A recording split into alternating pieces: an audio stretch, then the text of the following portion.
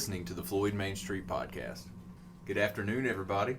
Hope you're having a good week so far. I'm your host, Lucas Graham, back for another edition of this week's Floyd Main Street Podcast. And I'm here once again with Chad Harris and Eric Branscombe. Fellas, how y'all doing today? Lucas, Chad, everybody doing all right? Doing well. Yep, we're doing good.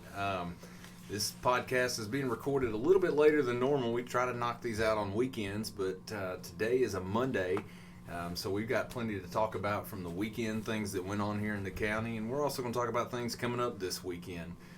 Everything from Kids Fishing Day to there was a lot of fundraisers going on around the county, more county budget-related things, courthouse, all things of the like. So let's just go ahead and jump right into it. For news this week, again, over the weekend, there was a lot of stuff going on here in the county. Chad, you want to dive into some of that stuff that was going on? We've talked about it here on the podcast, I know, but it sounded like all those fundraisers were just uber successful over the weekend. Yeah, it was a busy weekend, definitely. I was able to help out at the Josiah Cochram fundraiser that Jamie and his wife Ashley Huff put on, along with Todd Kenzor and his wife Nikki. They done a wonderful job, and they raised a lot of money. I think the final total was somewhere around $21,000. It's just amazing. Yeah, that's awesome. Outstanding. Yeah, that's Floyd coming together again. That's a wonderful thing. I mean, Yeah. you keep saying it. Floyd as a community just sticks together. Yeah. It really was wonderful to see just everybody coming together, and there was so many items for people to purchase or bid on during the silent auction. It was almost too much stuff. Yeah. And just everybody was digging in their wallets, digging deep, and supporting the cause. Yeah. And I know that the bike ride, too, was really successful for Miss Atkins. It was. I was able to stop in there about 3:15 when they got back from their ride, and I think their total was somewhere around $7,000 to $8,000 raised that day, which is wonderful. You're talking about, ladies and gentlemen, a county of, we're still hovering at 15,000. About 15,000 still, yeah. A county of 15,000 raised almost $30,000 in one day. We've talked about it a lot on the podcast, but I think there's no better indication of that. Yeah, with everything else going on, I mean, Circle T Farms had their large equipment auction. Mm-hmm. I mean, you couldn't hardly find a parking spot up there to get in. It was so busy. Citizens had their flea market, Yep. and as well as Slaughters, they had a big turnout, I think, for their yard sales. Yeah. Well, that and it's Mother's Day weekend. Yeah. It was busy. One of this, when you hit spring, things just break loose around here, and this weekend was a perfect example of that. Everything was going on all at once, all over the place. Yeah. It was a very good thing, though, and hopefully you were able to be a part of it. If you weren't, I'm sure you can check out some social media platforms. I've seen a lot of pictures and videos posted from that. Yeah, shout out to all the businesses that were quick to donate to that also. Well, I tell you, one of my favorite parts, because I made it out there to the thing at the high school for Josiah Cochram, and one of my favorites was getting on the 50-50 tickets from Chad here, who was doing like you get $5 for an arm length, not my arm length, Chad's arm length. Okay. And he's built like a monkey, so he's got these arm lengths that go out there like 3 yards. So provides more value. Yeah, exactly. They told me when I sold out I could take a break, so That's good. made it in record time. Yeah. It made you feel like you were getting a lot of tickets, and I realized pretty quickly after watching him that everybody was getting a lot of tickets because of his crazy arms. Yeah. Well, sticking with that theme of stuff that was going on over the weekend, Chad, I know the sheriff's office had another really successful kids fishing day, didn't they? They did. The sheriff said that this was if it wasn't the biggest one, it was at least top 3. They had registered over 100 kids for this event, and he just said it was an overwhelming turnout. It just went wonderful. That's awesome. Yeah, I know. I talked with Brian earlier. He was saying that this goes back to 2008, 2007, 2008. Yeah. That Shannon Zeman had actually started it, and he did the first couple, and then Brian took it over, and he's been running it ever since. Yeah, they turned loose some golden trout this year, and I think only one was caught. And Brian said you could see those swimming around in there pretty easy too. So Yeah. Probably still a couple of those left. The rain held Oh off, yeah, too. one of my neighbors had his kid was out there, and he found a place to keep on fishing afterwards, and that's where he made all his catches, was after fishing day was over. They were there for fishing day, didn't catch anything, but once everybody pulled out, that's when he got his trout in. Yeah, there you go. Probably in the new river after all this rain. Yeah, absolutely. Eric, let's talk about some stuff going on. What do you know? I think tonight, actually, the night of this recording, the county's got some stuff going on for tax-related things. And then I'm also going to get an update from you about the courtroom repair from the issues going on with that, if there's any updates. Yeah, well, I can tell you, do those in reverse order. I can tell you that the courtroom ceiling, looks like we got a notification that on Friday that Kessler Construction was coming out to do that. Let me tell you something. They apparently came in, and zip, they were done in no time, and you can't tell the difference. It looks Cool. It looks really nice in there. And they're a local company, aren't they? Exactly, and they got in there and got it done. So that seems to be under control. What else is going on the roof? I couldn't tell you, but I could tell you, like, the ceiling at least. You don't even know that there's a problem with that anymore. Good deal. So that's taken care of. There's a public hearing tonight, right? That's right. The Board of Supervisors they have their annual budget hearing, and they're required to give a notice in advance. And I mean, I've seen one that's set for tonight. I think it's 7, but usually you see a couple of those. But at least there's at least one notice out there that they're having it tonight at 7, and this is where they just go through the budget. And it's for everyone to come in and give from the public to give their input. And they are accepting public comment tonight. That's right. That's what it's for, to hear from the public. I don't know if there'll be any back and forth. Generally, there isn't. They just kind of accept people come in and give their feelings on the budget. And so, I mean, that'll be tonight. I mean, it'll be late for people that have heard this podcast by the time that they hear about it, but it's something that's an ongoing process. They don't have a vote on it tonight. Right. So you can get in touch with... you can watch it on YouTube, exactly what's being said. You might get a better idea of exactly what's going on with the budget. Mm-hmm. And if you have something to say about it, you can get in touch with your member of the Board of Supervisors. Yeah, and that's their Facebook page. I think it's the Floyd VA Government. I think it's the YouTube channel that you're able to access to see those board meetings. So if you find this information out by listening to the podcast and it's a little bit too late at that point, just know that that'd be your source to figure out, find more information on when that's going to be so that you can attend it and not miss it. But that should take care of it for news today, unless you guys have any other thing to add. If not, we'll transition over to sports, Eric, and let you take over. Talk about that. See what's going on with the Buffaloes and Lady Buffs. It's our sports teams continuing to do real well. Mm-hmm. The baseball team, varsity baseball, they are at 10-7 now.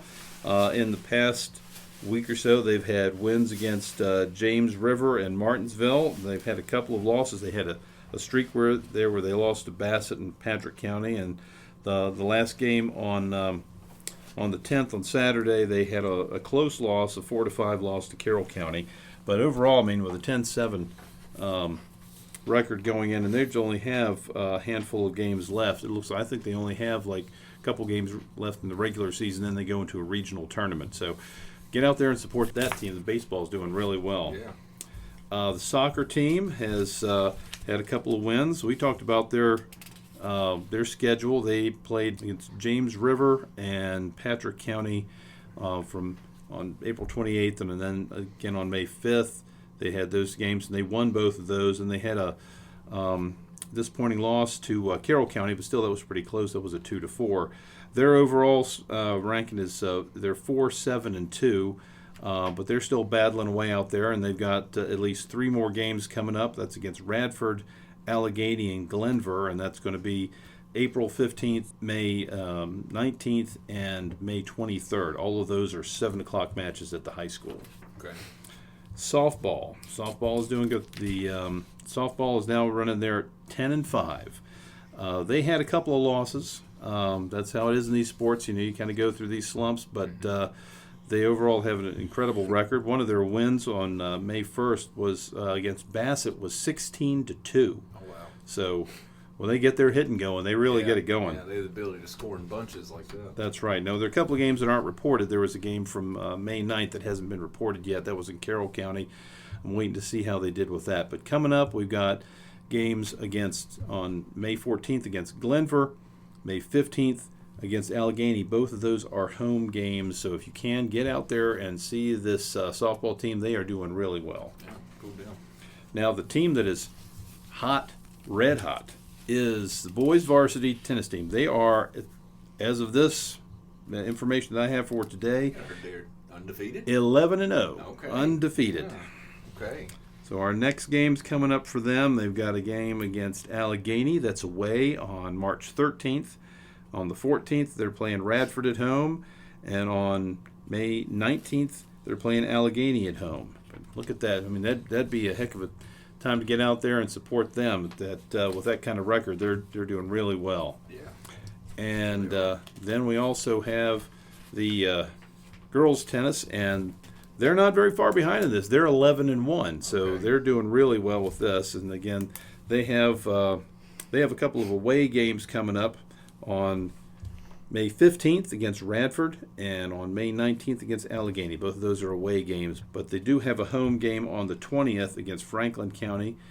Those matches are at 4:30. If you can get out to see any of those, that would be great, because those are some kids out there that are just doing some great work, out there having a blast, and representing Floyd County really well. That's right. And I know, at least as of the time of this recording, looks like there's some pretty significant rainfall in the weather forecast this week. So we'll try to, if any of those games this week get postponed and there's a makeup date announced, we'll try to get those to you so that you guys know about that in next week's episode. That should take care of it for sports this week. I appreciate it, Eric. We're going to shift gears one more time, and let's talk about some events going on in the county, fellas. I know there's a lot. Chad, we'll start with you. Let's start out on the check end of the county. I heard Station 3 Fire Department's going to be having some type of open house, aren't they? Yeah, that's right. Yeah, Floyd County Volunteer Fire Department Station 3, which is located at 1710 King Store Road out in Czech, is offering their second annual open house. And that's on May 17th from 11 to 2. They're providing a free lunch. I know you'll be there. And it looks like they've got a number of things here: a bouncy house, cornhole, obstacle course, ice cream truck, and turnout gear races. So if you get a chance, get out there and check them out. Maybe even think about volunteering with them. Yeah, that'd be great. Yeah, we need more help. I mean, that's always difficult, is find enough people to cover everything in the county, isn't it? Yeah, and that's Chad. That's not the only open house going on this weekend, is it? No, so the next week, the next Friday, May 23rd, C.W. Harmon's is offering their Customer Appreciation Day, and they also offer provided lunch from noon to 1:30. They'll be offering deals on the equipment that they sell, like Steel and Bobcat and Toro. So get out there and check out those specials and enjoy the barbecue. Cool deal. Yeah, and that's I've been to their customer appreciation event before, and they had a great turnout. The food was good too. So we've got some events going on opposite ends of the county there, depending on where you're at, which one may be closer. Check them both out. I do know that this Saturday from 5 to 8 p.m., Citizens Telephone is going to be doing a cruise-in.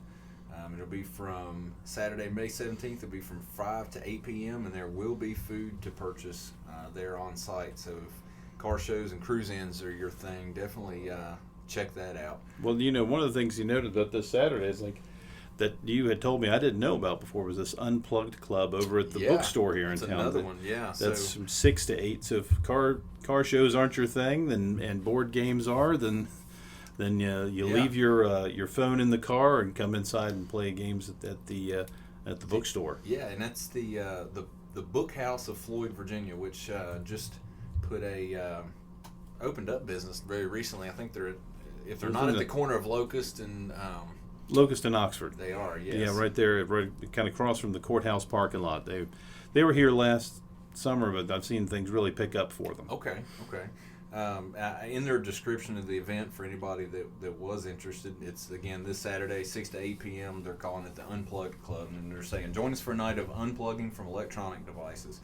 Leave your phone at home and bring a friend for board games, book reading, art creation, or just sitting and gazing into space with some coffee or tea. If you can't make it this month, you can join them on every third Saturday of each month. So that would be a good chance to unplug because we are very plugged up. Well, I look at the two of you are like scrolling through your phones trying to find things. Like, yeah, ironically, we're scrolling through our phones to find this information.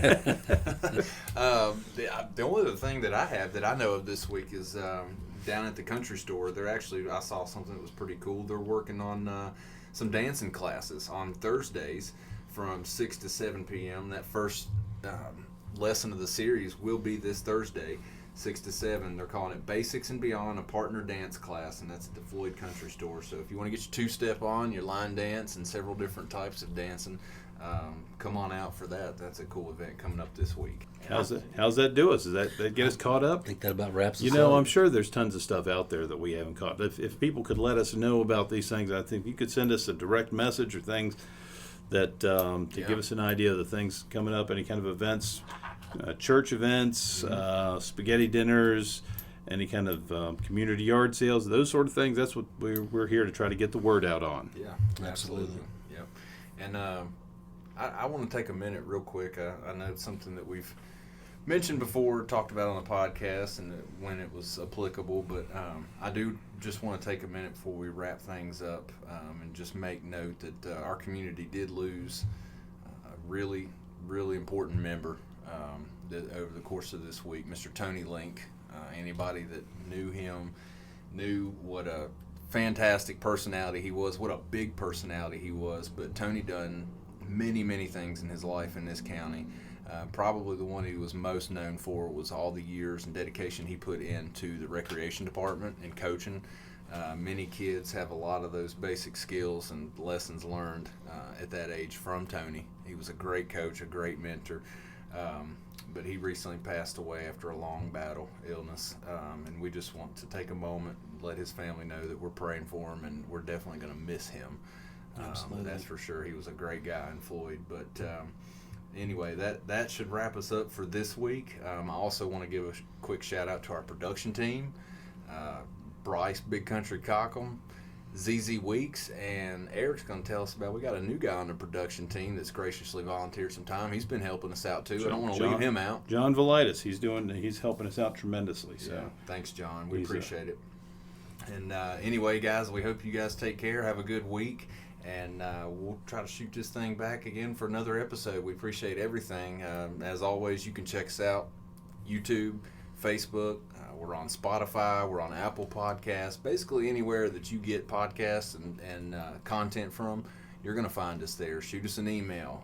Like Eric said, if you've got events, things that you want on this podcast to be advertised, let us know. Because we know that if we haven't missed stuff already, we're going to. So the more you send us, the better. But with that being said, guys, take care of yourself, take care of your loved ones, and until next week, goodbye. We'll see you.